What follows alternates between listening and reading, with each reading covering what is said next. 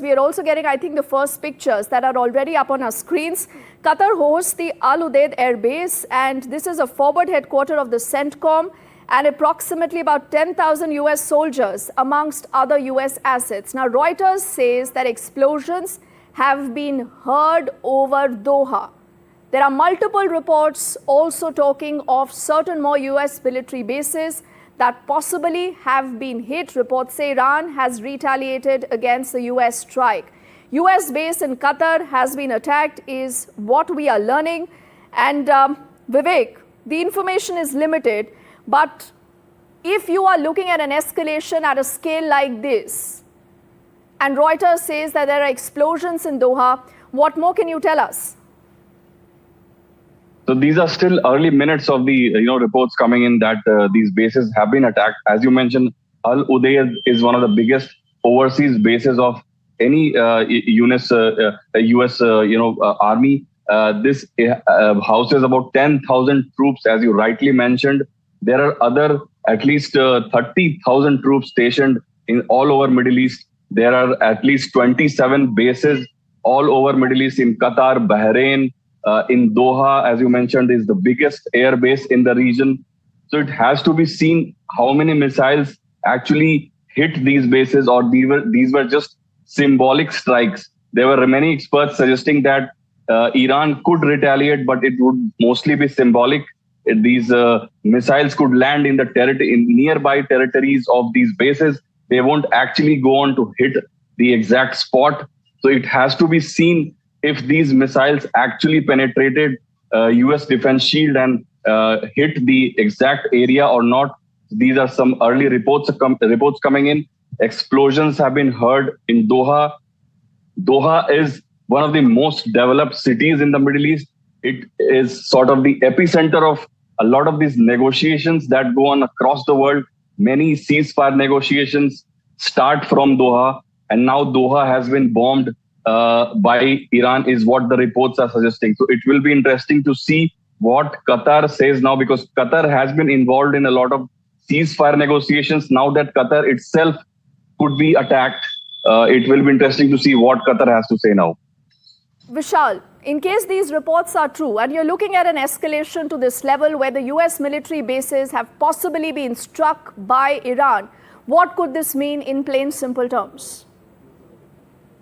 It would mean war between US and Iran at the biggest scale, something we have not seen in the recent past or in the recent decades, because US did drop the bombs in Iranian territory. Three big spots in the Iran territory were bombed.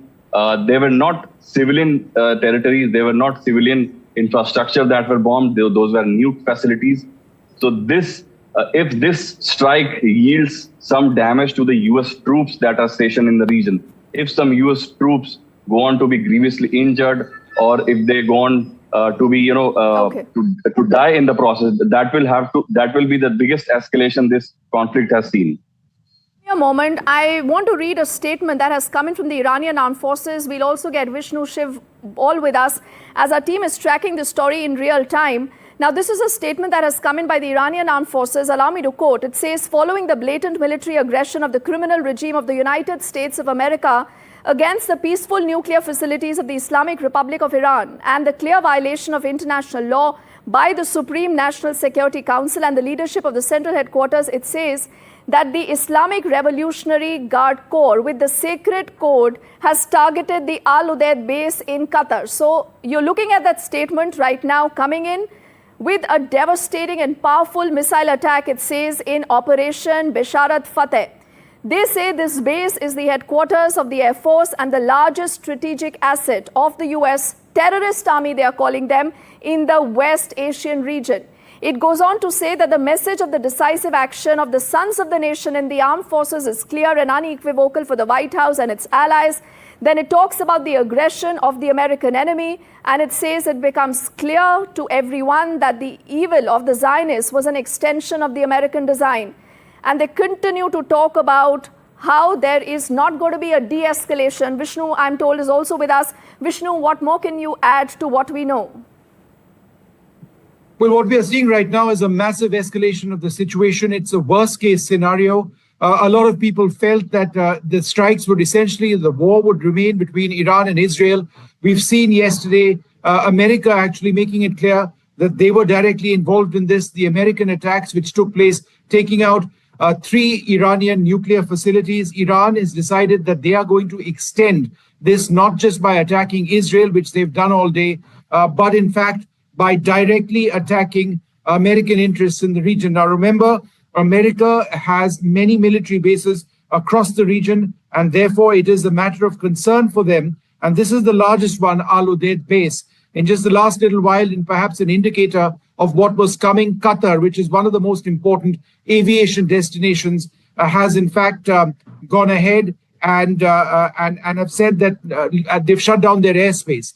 Now, be that as it may, the situation now is critical, and we really do need to see what is going to take place from here onwards. There are several military bases of the Americans across the region, in Saudi Arabia, in Qatar, in Iraq, in Bahrain. They've had close associations across the region, not just air bases, but naval bases as well. There are American carrier forces already deployed in the Indian Ocean, presumably in the Persian Gulf as well, in the Red Sea as well. And therefore, you can expect an almost instantaneous American response. America has warned Iran that should they choose to attack, should they choose to actually go ahead and increase the scope of the operations itself, then America will hit them very, very hard. Now, we do not know at this juncture about the success of the operations which have taken place. But I think there is an important piece of news that I want to share right now. It's come to me from sources in Air India. I say Air India because remember, that entire airspace now, one of the most busy air corridors, where tens of thousands of Indian passengers fly every few hours, that has essentially been impacted. Qatar has shut down its airspace. There were a couple of Air India flights which had taken off. I've been told that 2 of those flights have returned. One is diverted to another area. And as I understand it, Indigo flights have also diverted or returned. Remember, India has massive air links with the Middle East. And the immediate cause of concern for India as well is the safety of passengers on those flights. The video that you see on your screen, explosions heard over Doha. I'm trying to pull out some of my data, some of my stats on American bases across the region. But Al Udeid is one of the bases which has been the largest American bases in the region. They've had squadrons of fighter aircraft. They've had refuelers over there. They've had other military assets as well.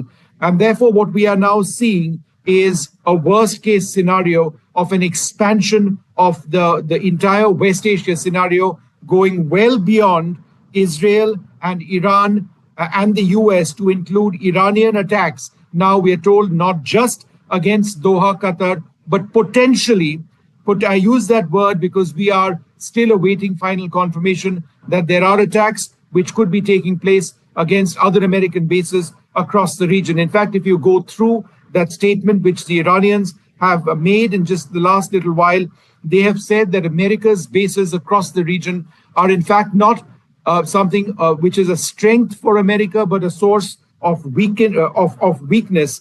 But as far as, and therefore it is going to be a problem for America, is what Iran claims. Now, just in terms of their statement, the Al Udeid base in Qatar, per Iran, this base is the headquarters of the Air Force, the largest strategic asset of the US terrorist army, they call them, in the West Asia region. The message of the decisive action of the nation, it sends a clear message, is what Iran is trying to send at this stage.